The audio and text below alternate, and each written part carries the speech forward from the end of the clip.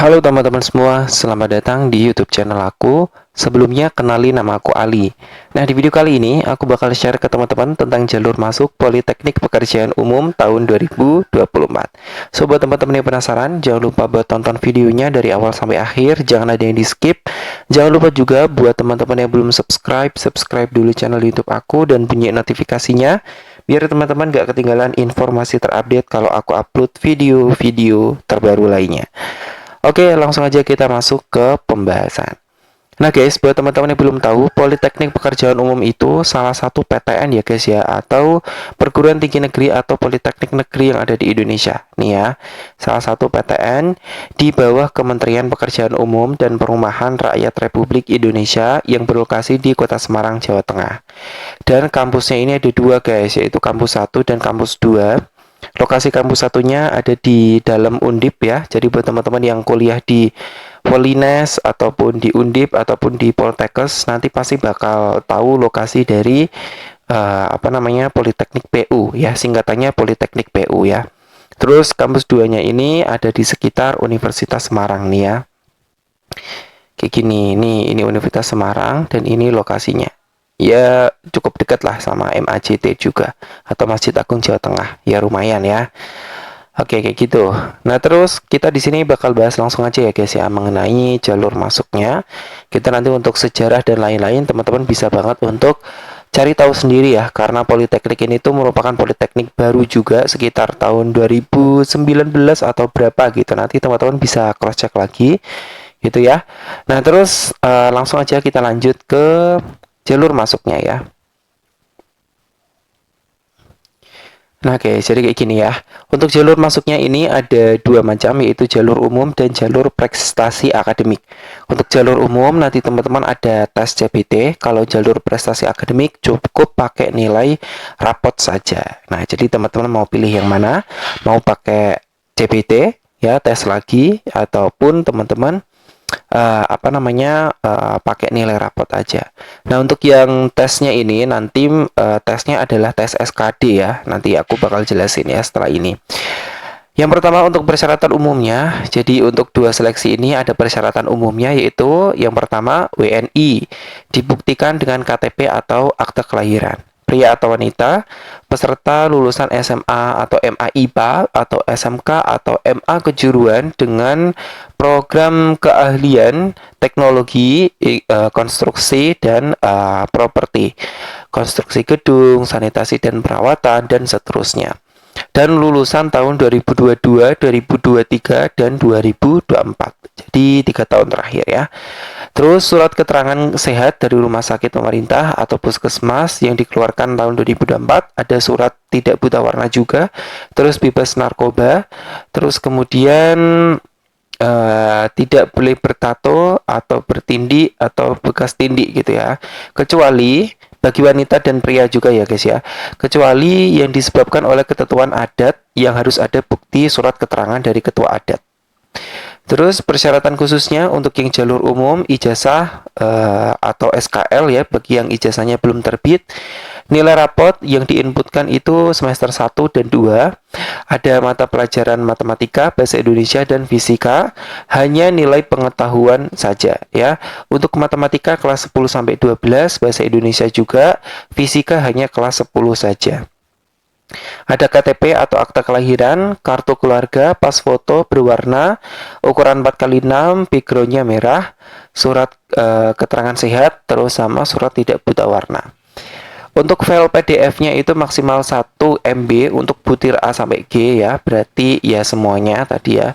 Kecuali rapot butir B dan pas foto butir E. Itu formatnya JPG atau PNG maksimal 1 MB. Untuk yang jalur prestasi akademik sama ya, untuk syaratnya sama, kecuali ini ada tambahan lagi ya, poin H, surat keterangan atau pengantar dari kepala sekolah dan disertai bukti. Peringkat akademik 1 sampai 10 tingkat sekolah pada kelas 12 ya, pada kelas 12 ya dari kepala sekolah, terus kemudian fotokopi rapot kelas 10 sampai 12, fotokopi akreditasi sekolah dengan peringkat A atau unggul. Oke.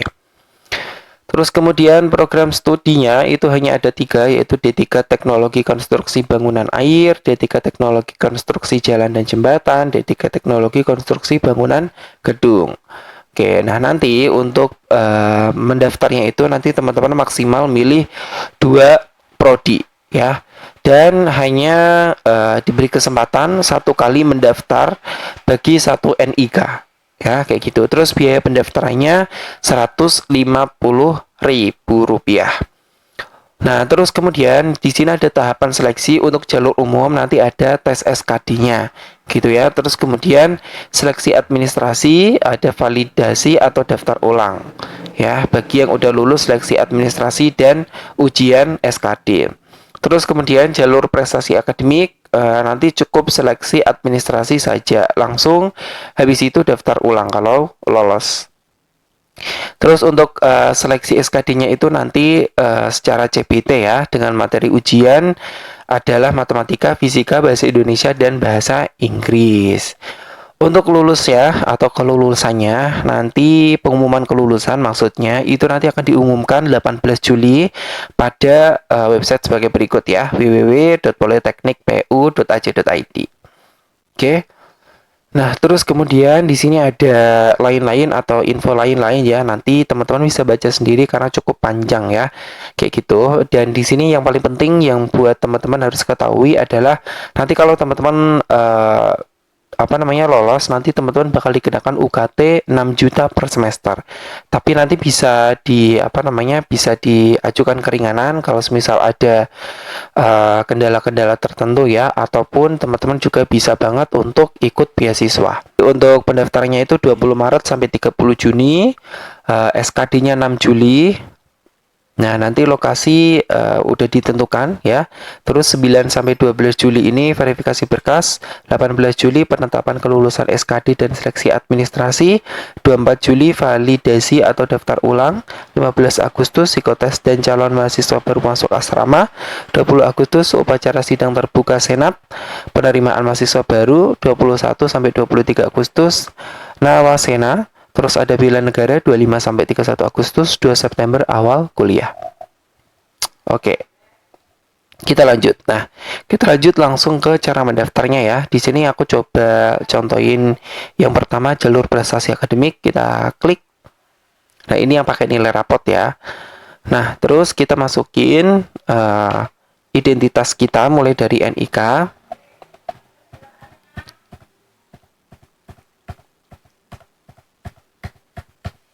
Oke, nama sesuai KTP, kewarganegaraan WNI, jenis kelamin, tanggal lahir, kita klik kalendernya. Kita pilih tahunnya dulu.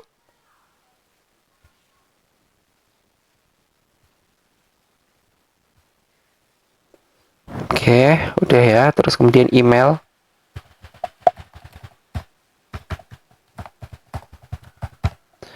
Nomor telepon, kata sandi, ulangi kata sandi. Oke, habis itu kita klik selanjutnya. Nah, selanjutnya ini kita disuruh ngisi asal sekolah ya.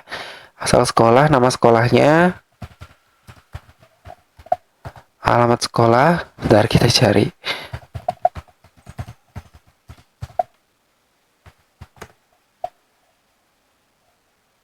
Ini guys, provinsi, kabupaten, jenis sekolah, SMA, jurusan, IPA, terus kemudian NISN,